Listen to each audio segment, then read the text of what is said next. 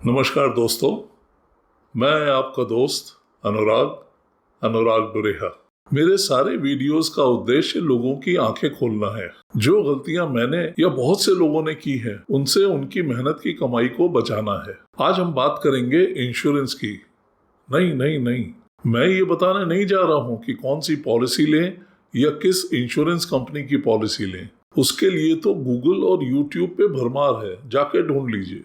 मेरे किसी भी वीडियो का एम किसी पर्टिकुलर प्रोडक्ट को प्रमोट करने का नहीं है। इस वीडियो में मेरा पर्पस ये बताने का है कि इंश्योरेंस पॉलिसी लेने में आमतौर पर लोग वो कौन सी कॉमन गलतियां हैं जो करते हैं। अफसोस कि मैक्सिमम गलतियों के कारणों में इंश्योरेंस एक बहुत बड़ा कारण है और इसलिए मेरा ये वीडियो थोड़ा लंबा हो गया है। फिर भी मेरी पूरी बात समझने के लिए ये वीडियो बहुत ध्यान से और आखिर तक देखिए, तभी मेरी बात समझ में आएगी। एक और बड़ा कारण इस वीडियो को बनाने का ये भी है कि आप में से बहुत से लोगों को रूल्स और कानून फॉलो करने में या तो शर्म आती है या शायद इज्जत पे बट्टा लगता है। ऐसे लोगों को मैं सरफरोश बोलता हूँ। हेलमेट नहीं पहनना, रॉन्ग साइड पे ड्राइव करना, सिग्नल जंप करना, रॉन्ग साइड से ओवरटेक करना, हवाई जहाज के रुकने से पहले ही सीट बेल्ट खोल लेना, ड्राइव करते हुए मोबाइल का इस्तेमाल करना, ऐसे अनगिनत एग्जाम्पल हैं। जितने कानून उतनी ही गलतियां। कानून आपकी सेफ्टी के लिए बने हैं, लेकिन ये सरफरोश उनको फॉलो ना करके अपनी जान हथेली पे लेके चलते हैं। सर पे हेलमेट नहीं लगाएंगे, सर पे कफन बांध के चलेंगे। यार, तुम तो निपट लोगे इस दुनिया से, लेकिन कभी ये सोचा है तुम्हारे परिवार का क्या होगा? और कहीं अगर तुमने अपनी इंश्योरेंस के साथ कोई खिलवाड़ करके रखा हो, फिर सोच लो क्या होगा तुम्हारे बीवी बच्चों का और तुम्हारे डिपेंडेंट्स का तुम्हारे जाने के बाद। मैंने देखे हैं ऐसे केसेस अपने बैंकिंग कैरियर में, और ये बात मैं इतने विश्वास के साथ अपने तजुर्बे से ही कह रहा हूँ। बहुत से लोग जब अपने फाइनेंस रिलेटेड डाउट्स लेकर मेरे पास आते हैं, तो उनकी गलतियों में से सबसे कॉमन गलती होती है इंश्योरेंस को लेकर। बहुत ही हाई परसेंटेज है ऐसे लोगों की। अफसोस की बात है कि ज्यादातर लोग अपनी इंश्योरेंस पॉलिसी के इम्पोर्टेंट फीचर्स से बिल्कुल अनजान होते हैं। उनसे उनकी इंश्योरेंस पॉलिसी के बारे में पूछो तो बहुतों को जरा भी आइडिया नहीं होता कि जो पॉलिसी उन्होंने ले रखी है, जिसका प्रीमियम वो बदस्तूर हर साल हर महीने भरते चले आ रहे हैं और आगे भी भरते रहेंगे, उससे उन्हें क्या फायदे हैं और फायदे हैं भी या नहीं। बस वो पैसा भर रहे हैं। वो पॉलिसी उन्होंने खरीदी ही क्यों? अगर खरीदी थी तो उसका लाइफ कवर कितना है, कितने साल के लिए है, उसमें नॉमिनी कौन है? ऐसे बहुत से सवाल जिनका उनको अंदाज भी नहीं होता। आइडियली ये पॉइंट्स हमारे फिंगर टिप्स पे होने चाहिए। ये कोई नई बात नहीं है and not very uncommon also. मेरे पूरे बैंकिंग करियर में ऐसे सैकड़ों या शायद हजारों केसेस आए थे जिसमें लोगों को अपने इंश्योरेंस पॉलिसी के डिटेल्स कुछ ध्यान ही नहीं थे। मजे की बात ये, जब उनसे पॉलिसी दिखाने को बोला तो बहुत से लोगों को तो ये भी याद नहीं था कि उन्होंने पॉलिसी रखी कहाँ है। बोले ढूंढनी पड़ेगी, घर में है या बैंक के लॉकर में, अलमारी में है या किसी बैग में पड़ी है। उसकी सूरत देखे हुए तो जमाना हो गया कुंभ के मेले में बिछड़े हुए भाई की तरह। जब उनको पॉलिसी की याद दिलाओ तो ढूंढना शुरू करते थे। अब अगर भाई तुमने रखी और तुमको ही नहीं मिल रही, तो सोचो तुम्हारे मरने के बाद घर वालों को कैसे मिलेगी और उनको उसका पैसा कैसे मिलेगा। मोबाइल कहीं रख के भूल जाओ तो तड़पना शुरू, और जब तक मिल ना जाए तब तक पूरा घर सर पे उठा लेंगे। एक मिनट का भी बिछो बर्दाश्त नहीं। मगर लाखों करोड़ों की पॉलिसी का होश ही नहीं है।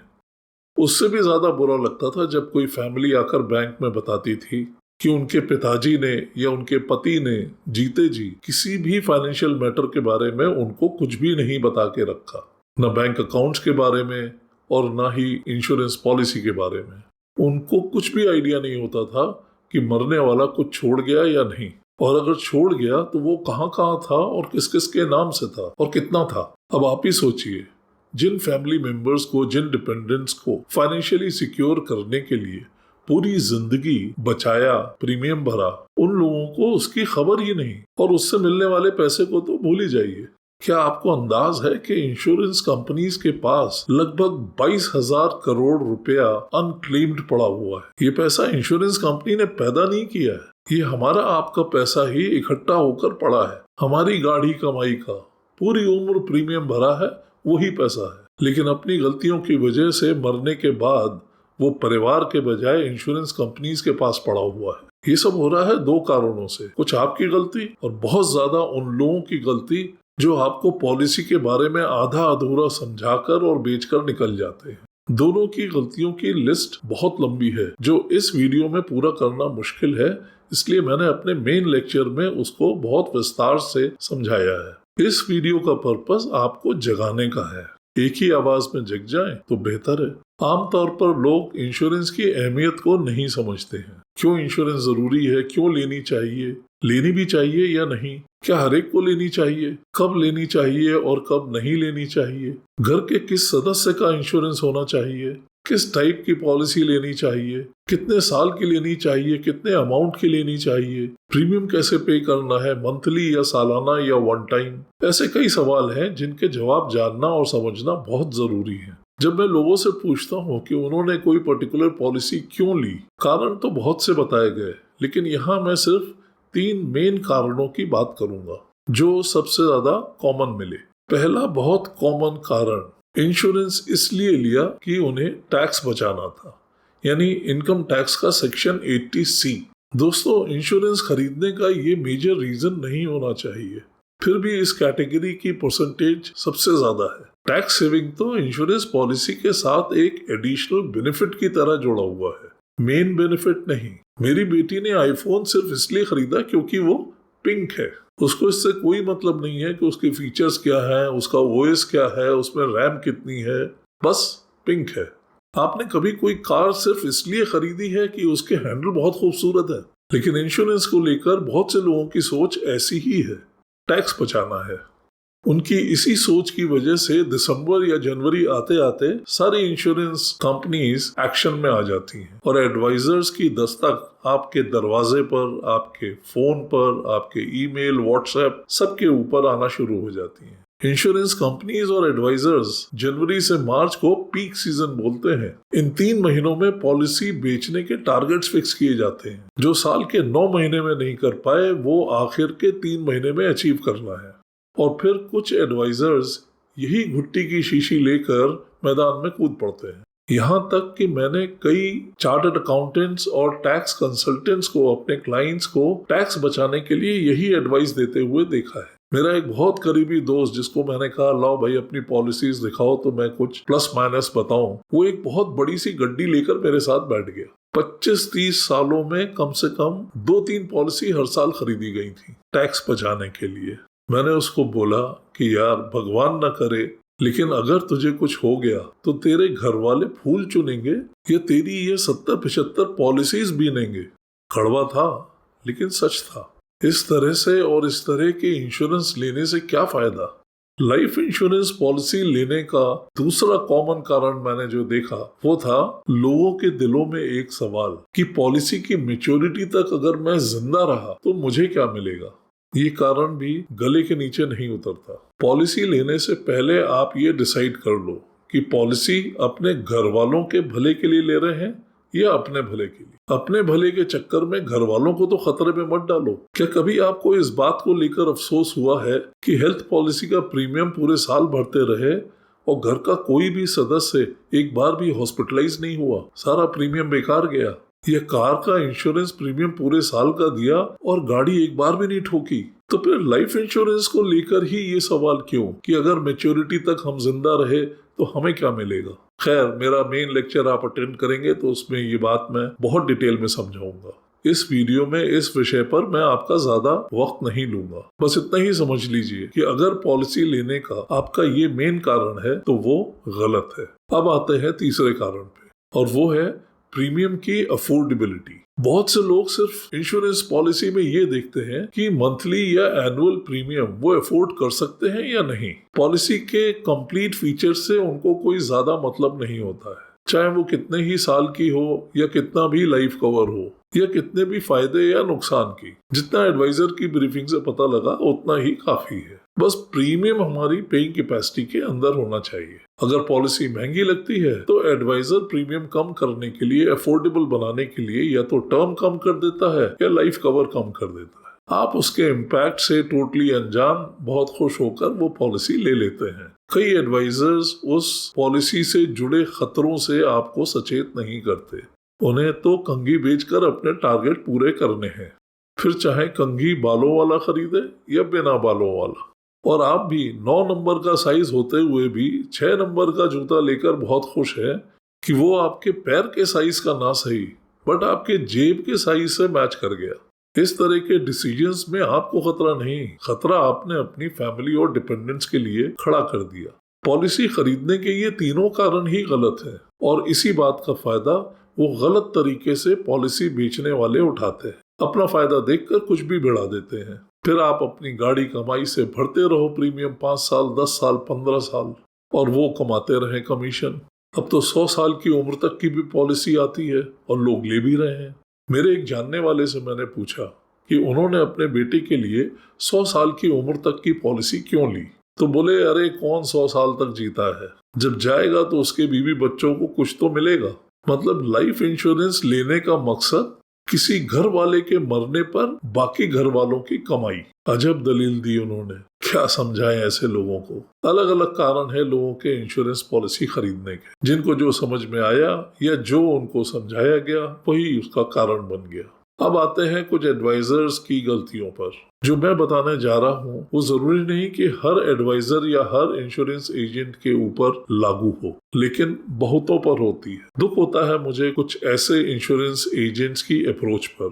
अपने फायदे के लिए दूसरे का नुकसान कराने से बड़ा महापाप और कोई नहीं, और ऐसा नुकसान कि अगला कई सालों तक न जाने किन किन अरमानों के ख्वाबों को लेकर अपनी मेहनत की कमाई से पैसा भरता रहे। कभी कभी तो पूरी उम्र निकल जाती है प्रीमियम भरते हुए। न सिर्फ कस्टमर के साथ धोखा हुआ बल्कि उसकी पूरी फैमिली को खतरे में डाल दिया। इस वीडियो में मैं कुछ मेजर पॉइंट्स ही हाईलाइट करूंगा, सारे नहीं, जिससे आप पॉलिसी लेते समय सचेत हो जाएं। खास तौर से ये पहचान लें कि पॉलिसी देने वाला एक जेन्युइन एडवाइजर है या मात्र एक सेलर। आपने ये पॉलिसी क्यों ली? इस सवाल का कई केसेस में मुझे एक बहुत ही कॉमन जवाब मिला। इंश्योरेंस एजेंट ने आकर बोला कि मेरे इस साल के टारगेट्स में सिर्फ एक पॉलिसी कम रह गई है, वो आप ले लो। बड़ी नहीं तो छोटी सी ले लो, 5 लाख की ही ले लो, मेरा टारगेट पूरा हो जाएगा। और आपने उसे ऑब्लाइज करने के लिए पॉलिसी ले ली। शायद ये डायलॉग बोल बोल के वो कई लोगों को पॉलिसी बेच चुका होगा। सबसे यही कहा होगा कि भाई इस साल के टारगेट पे मेरी एक ही पॉलिसी कम है, वो आप ले लो। दोस्तों याद करिए, आप कभी ट्रैफिक सिग्नल पर रुकते हैं तो कुछ रोड साइड वेंडर्स कुछ सामान बेचने के लिए आपकी गाड़ी के पास आ जाते हैं, खिलौना या बैलून्स वगैरह। जब आप कहते हैं नहीं भाई हमें नहीं चाहिए, हमारे घर में कोई बच्चा नहीं है, तो वो कहते हैं कोई बात नहीं साहब, हमारे बच्चे की खातिर ही ले लो, वो कुछ खा लेगा, 2 दिन से भूखा है, नहीं चाहिए तो भी ले लो। अचानक वो सेलर से बेगर बन जाता है और आप तरस खाकर ना जरूरत होते हुए भी वो खिलौना या बैलून खरीद लेते हैं। न जाने क्यों मुझे इन लोगों में उन इंश्योरेंस एजेंट्स की शक्लें नजर आने लगती हैं जिनका मैंने अभी पहले जिक्र किया। इंश्योरेंस एक बहुत ही जरूरी सुरक्षा कवच है, लेकिन इस तरह से किसी को बेचना इंश्योरेंस एजेंट के लिए एक बहुत शर्मनाक बात है। अपने थोड़े से कमीशन या टारगेट्स के लिए अपने आप को इतना मत गिराओ भाई। एज एजेंट या एडवाइजर उनकी ये मॉरल रिस्पॉन्सिबिलिटी है कि वो अपने क्लाइंट को ठीक से एजुकेट करें, उसकी कंडीशन और सिचुएशन को समझें और फिर उसको सही प्रोडक्ट सजेस्ट करें। अपने टारगेट और कमीशन को प्रायोरिटी ना दें। इंश्योरेंस रेगुलेटर IRDA वो भी इसी बात पे जोर देता है, लेकिन ऐसा कम होता है क्योंकि कुछ एजेंट्स एंड एडवाइजर्स कंघी बेचने में लगे हुए हैं, चाहे वो सामने वाले के किसी काम की हो या ना हो। कंघी का इतना बढ़ चढ़ कर गुणगान करेंगे, लेकिन इस बात को बिल्कुल नहीं बोलेंगे कि वो उसके काम की है या नहीं है।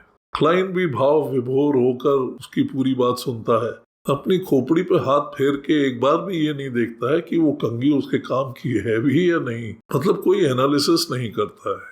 एक और बड़ा कॉमन रीजन जो हमको लोगों ने बताया कि उन्होंने कोई पर्टिकुलर पॉलिसी क्यों ली, वो ये कि आपके किसी दोस्त, रिश्तेदार, पड़ोसी या कलीग ने वो पॉलिसी आपको बेची।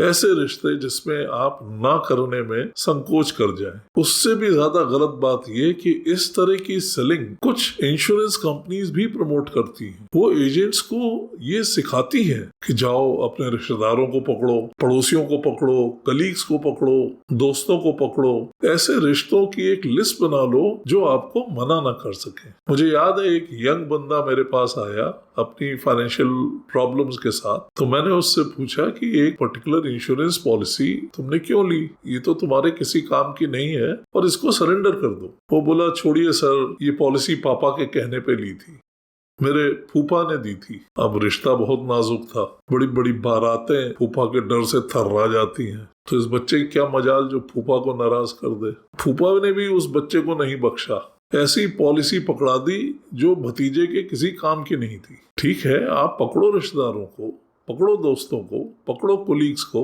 लेकिन सही चीज तो दो।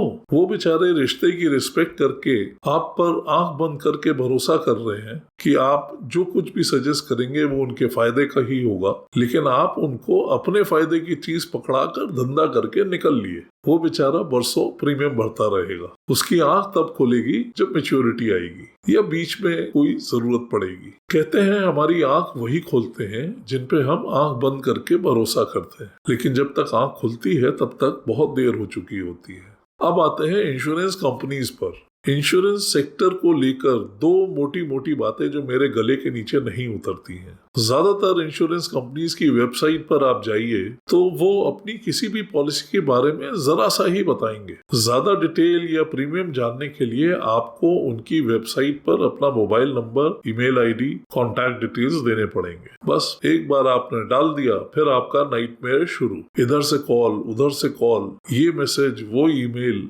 चैन से जीने नहीं देंगे। मुझे समझ में नहीं आता कि इंश्योरेंस कंपनीज पॉलिसी के बारे में सारा डिटेल डालकर ट्रांसपेरेंट क्यों नहीं हो सकते। ये झुंझुना दिखाकर मासूमों को ललचाना, थोड़ा दिखाना, असली छुपाना और फिर उनको कांटा डाल के पकड़ना और उनकी बिरयानी बनाना। दूसरी बात पॉलिसी के सरेंडर को लेकर है। ज्यादातर कंपनीज पॉलिसी के सरेंडर को ऑनलाइन ऑप्शन में नहीं रखती। आपको उनकी ब्रांच में जाना जरूरी है। क्यों भाई? इन दोनों बातों का कंपनीज कुछ भी जस्टिफिकेशन दे, लेकिन मुझको तो एक ही कारण अभी तक महसूस हुआ, और वो है कि उनको सामने बैठाकर ब्रेन वॉश करने का मौका चाहिए। वो आपको पॉलिसी लेने के लिए कन्विंस कर सकें और सरेंडर ना करने के लिए वो अपना जी जान लड़ा दें। खैर, ये बात तो IRDA के जुरिस्डिक्शन में आती है। सही गलत का निर्णय तो उनको लेना है, हमको नहीं। हमको जमी तो हमने कह दी। दोस्तों याद रखिए, इंश्योरेंस पॉलिसी खरीदते ही आप उसकी मैच्योरिटी तक लॉक कर दिए जाते हैं। चक्रव्यूह की तरह आप घुस तो सकते हैं, लेकिन निकलने के रास्ते आसान नहीं। आपका हार्ड अर्न मनी धीरे धीरे उनकी जेब में जा रहा है। इसलिए पॉलिसी खरीदते समय आपको सजग रहने की बहुत बड़ी जरूरत है। कई तरह की पॉलिसी बाजार में है, और उससे भी बड़ी बात यह कि टर्म्स एंड कंडीशंस दिन ब दिन कॉम्प्लेक्स होती जा रही हैं। पूरा डॉक्यूमेंट पढ़कर उन कॉम्प्लेक्सिटीज को समझिए, उनमें फर्क करिए। जो ना समझ में आए किसी रिलायबल जानकार से समझने की कोशिश करिए। मुझे कई बार ताज्जुब होता है कि कई इंश्योरेंस एडवाइजर्स भी बिना पूरा डॉक्यूमेंट पढ़े ही आपको पॉलिसी बेचने चले आते। इंश्योरेंस कंपनीज ने उन्हें बुलेट पॉइंट्स बताकर ब्रीफ कर दिया और वो आपको आके ब्रीफ कर देते हैं। ना बेचने वाले ने पूरा डॉक्यूमेंट पढ़ा और ना आपने। मेरा एक वीडियो आप लोगों ने देखा होगा जिसमें मैंने बिना पढ़े डॉक्यूमेंट साइन करने की बात कही है। अगर नहीं देखा है तो उसको जरूर देखिए। हर टाइप ऑफ इंश्योरेंस का पर्पस, उसके बेनिफिट्स, क्लॉजेस, एप्लीकेबिलिटी अलग अलग होते हैं। जैसे कई लोग धनिया, पुदीना, मेथी में फर्क नहीं समझते, वैसे ही कुछ लोग इंश्योरेंस स्कीम्स का भी फर्क नहीं समझते। डिफरेंट टाइप्स ऑफ इंश्योरेंस का भी फर्क समझिए। जो भी निर्णय लें सोच समझ के लें, ठीक से उनको एनालाइज करें। और ज्यादा समझने के लिए मेरे साथ जुड़ें, मेरा फ्री ऑनलाइन लेक्चर अटेंड करें। अपनी गाढ़ी कमाई को इतनी आसानी से जाया ना होने दें। जैसा मैं हर वीडियो में कहता आ रहा हूँ, मैं कोई फाइनेंशियल एडवाइजर या कंसल्टेंट नहीं हूँ। मैं तो हूँ आपका फ्री का ट्यूशन मास्टर। अपने लंबे तजुर्बे से आपका फायदा कराना चाहता हूँ। जो भी करिए पढ़ के, समझ के, सोच के करिए। अपना और अपने परिवार का फाइनेंशियल फ्यूचर सुरक्षित करिए। तो दोस्तों, इस वीडियो में इतना ही। जल्दी मिलूंगा अगले वीडियो में एक नए टॉपिक के साथ। तब तक के लिए नमस्कार। वंदे मातरम।